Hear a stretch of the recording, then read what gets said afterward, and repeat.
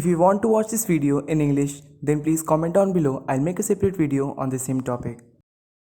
Hello everyone, welcome back to my channel. इस video में मैं आपको एक और भी बहुत अच्छे इंडोर प्लांट के बारे में बताने वाला हूँ जिसका नाम है फाइकस प्लांट। ये फाइकस प्लांट बहुत सारे वैरायटीज़, बहुत सारे शेप्स, बहुत सारे कलर्स में अवेलेबल होते हैं। बहुत सारी वैरायटीज़ में ये प्लांट्स मिलते हैं हमें नर्सरीज़ में।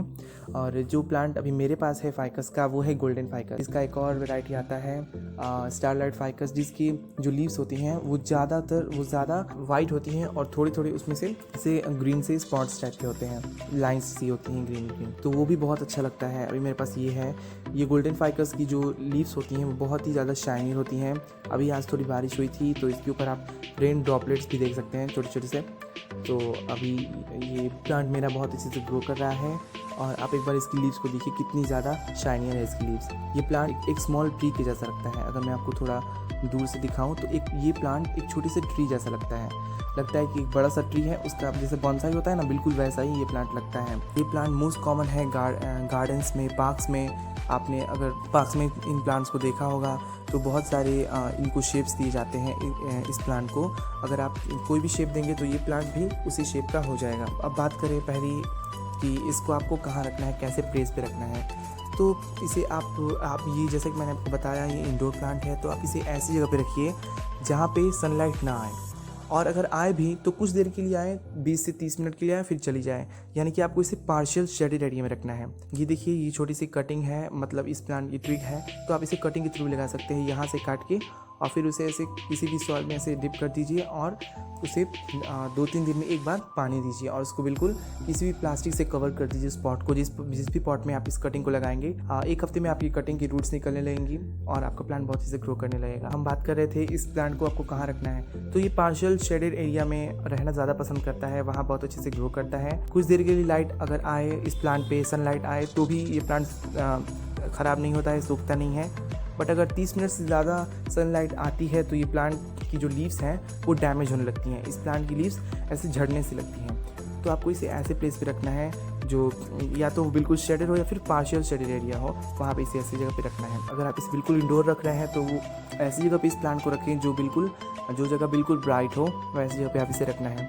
अगर आप इसे ट्यूबलाइट की रोशनी में भी रखेंगे, बल्ब की रोशनी में, तो वहाँ भी ये प्लांट बहुत अच्छे से ग्रो करता है। तो अब बात करते हैं इसकी सॉइल के बारे में। तो ये प्लांट बहुत ही ज़्यादा इजी टू ग्रो नहीं है, बहुत ही डिफ़िकल्ट भी नहीं है, बट इसे ग्रो करना ठीक है, नॉर्मल है। और बट मैं जैसे कि मैंने प्रीवियस वीडियो में बताया एरोहेड प्लांट के बारे में, तो एरोहेड प्लांट बहुत ही ईजी होता है लगाने के लिए, ग्रो करने के लिए इस प्लांट से के कंपैरिजन में। ये प्लांट उससे थोड़ा मुश्किल होता है। कुछ बातें हैं जो आपको याद रखनी है, कोई मुश्किल नहीं है। ये प्लांट बहुत अच्छे से ग्रो करता है, बहुत ही कम केयर में भी। तो अब बात करते हैं सॉइल के बारे में। तो सॉइल आपको बिल्कुल वेल ड्रेन लेनी है, कोई भी स्पेशल सॉइल नहीं है, वेल ड्रेन सॉइल है। और इसमें जैसा कि मैंने प्रीवियस वीडियो में आपको बताया, इसमें 20% वर्मी कंपोस्ट और 20% मेरी नॉर्मल सॉइल है। अब बात करते हैं इसकी फर्टिलाइज़र के बारे में। तो इसके लिए लिक्विड फर्टिलाइज़र बेस्ट होता है। आप काउडंग फर्टिलाइज़र ले सकते हैं, और काउडंग फर्टिलाइज़र को आप 15 डेज़ में एक बार इस प्लांट में ज़रूर दीजिए, और इससे इसकी ग्रोथ बहुत ही अच्छी होती है और तेज़ ग्रोथ होती है।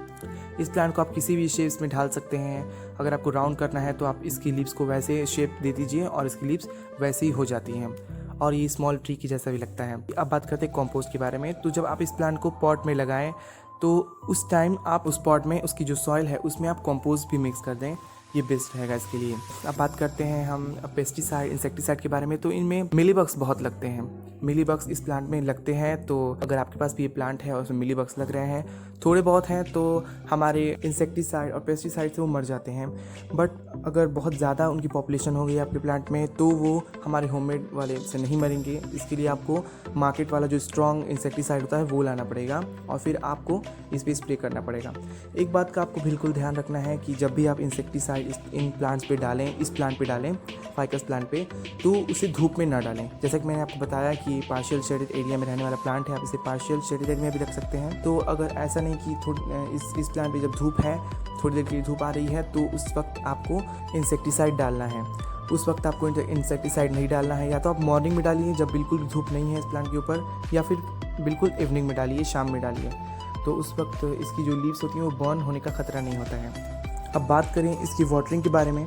सो वाटरिंग आपको, अगर गर्मियों का दिन है तो आप इस प्लांट को डेली वाटर कीजिए। धूप में आपको वाटर नहीं करना है। सुबह में आप इस प्लांट में पानी डाल सकते हैं या फिर शाम को डाल सकते हैं। दिन में जब इस प्लांट पे धूप हो तो उस वक्त आप इस प्लांट में पानी न डालें। अगर बात करें इस प्लांट की प्रॉब्लम्स की, तो इसकी 3 सबसे बड़ी प्रॉब्लम्स हैं। पहला ये कि अगर आप इसे धूप में रखते हैं 30 मिनट से ज़्यादा, अगर एक दिन इस प्लांट को धूप मिलती है तो ये जो प्लांट है ये बिल्कुल अपने लीव्स को शेड करने लगता है, इसकी लीव झड़ने से लगती हैं। और सेकंड प्रॉब्लम ये है कि अगर आप इसमें वाटरिंग कम करते हैं, जैसे कि मान लो गर्मियों का दिन है और आप हफ्ते में सिर्फ 2 से 3 बार ही इसमें पानी डालते हैं, तो ये प्लांट्स बिल्कुल अपने सारी पत्तियों को झाड़ देता है, सारी पत्तियां गिर जाती है इस प्लांट से। और थर्ड प्रॉब्लम ये है कि अगर आप इस प्लांट में बहुत ज़्यादा पानी डाल देते हैं तो भी इस प्लांट की लीव्स झड़ने लगती हैं, इस प्लांट की पत्तियां झड़ने लगती हैं और हमारा प्लांट बिल्कुल सूख जाता है। सो ये कुछ बातें हैं जो अगर आपके पास ये प्लांट है, फाइकस का प्लांट, कोई भी चाहे से कोई भी वैरायटी हो, सबके लिए सेम कंडीशन है और इस तरह से आप इस प्लांट की केयर कर सकते हैं। So this video was all about ficus. अगर आपको ये वीडियो अच्छा लगा तो प्लीज़ इस वीडियो को लाइक कीजिए, मेरे चैनल सब्सक्राइब कीजिए और कमेंट कीजिए अगर आपको कोई क्वेश्चन है तो। So see you guys in next video, till then bye.